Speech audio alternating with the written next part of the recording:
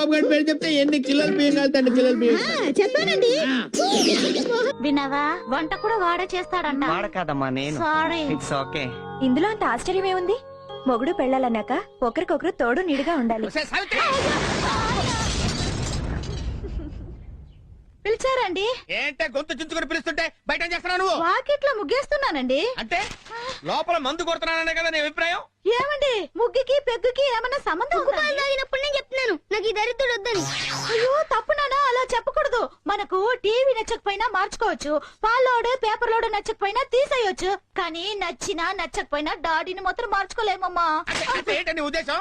Indirect గా నేను కూడా నీకు నచ్చలేదని చెప్తున్నట్టుగా. అయ్యో ఇండైరెక్ట్ గా చెప్పడం లేదండి. అంటే నేరుగానే చెప్తున్నావు అనమాట.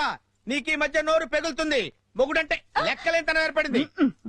మొగుడంటే ఎలా ఉండాలో ఆ ఎదురింటి కుర్రాడిని చూసి కొంచెం నేర్చుకోండి. ఏంటి